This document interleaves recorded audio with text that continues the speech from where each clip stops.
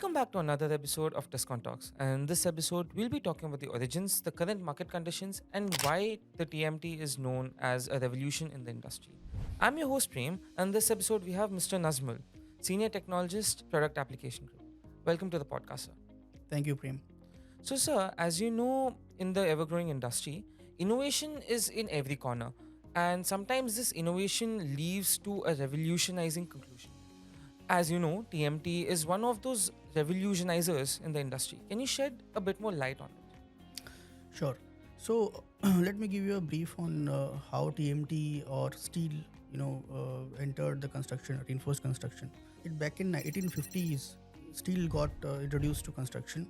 In Indian context, till around 1960s, it was mild steel, which is 250 MPa rebar, which was used in construction. Post 1960s, your cold wizard deformed rebars, CDD rebars, was getting manufactured here, and till 1980s it continued.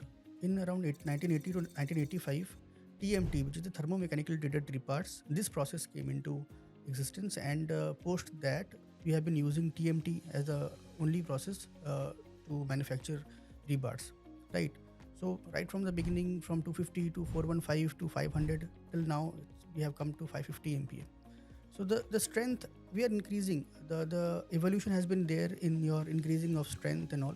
But importantly, we also have to see that only strength is not the major criteria. We also have to see the ductility part, wherein the importance of elongation, the ability for the rebar to elongate has to be there. So that is where at Tiscon 550 SD we have increased the strength but not compromised the ductility parameters. Understood. So, to add on to that, you're saying that the structural composition of a TMT is one of the vital roles to be the product leader in the particular industry. So, can you shed a bit more light with respect to the strength, ductility, and the chemical composition of the whole thing?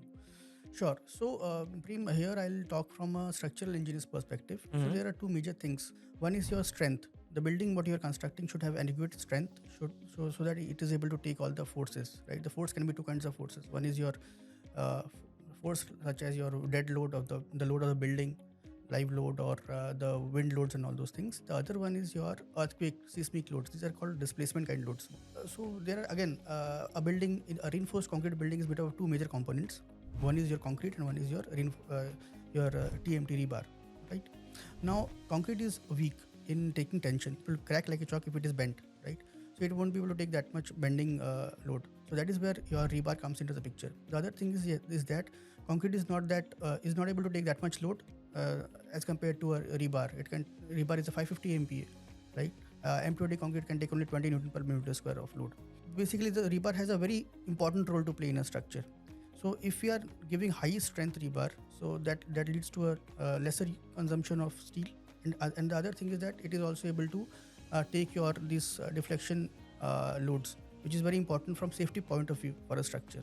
So that is how we are revolutionizing. I won't say revolutionizing, but then it is required in a structure. So I know all these things are required in the particular structure that we're building, but what do you think is the future of the whole industry? So future perspective, what I can say is that in steel, from strength and from ductility criteria, we have been working on it, and as I told that we have come a long way. But it also has to be seen that at pace with rebar or with the steel or any other construction material, the construction practices also have to evolve, right? The engineering practices also have to evolve. The way the material is handled at site, drawings built, the design methodology, all these have to come in at par with your material. Right? If you are using a 550 MPa material, you should design it that way, right?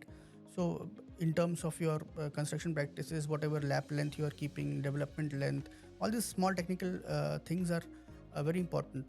So the construction as a whole is a very traditional industry. So it has to grow not only from material perspective but also from a whole ecosystem perspective. So that is what we see from from future perspective. Thank you, Mr. Nazmul, for joining us on the show. Thank you. So guys, you have had a brief understanding about the origins, the current market conditions, and how TMT is the revolutionizer of the whole industry. Thank you guys for tuning in on the show. You can listen to us on Spotify, Apple Podcasts, Google Podcasts, and all other listening platforms. You can also follow us on Facebook and Instagram in the link in the description.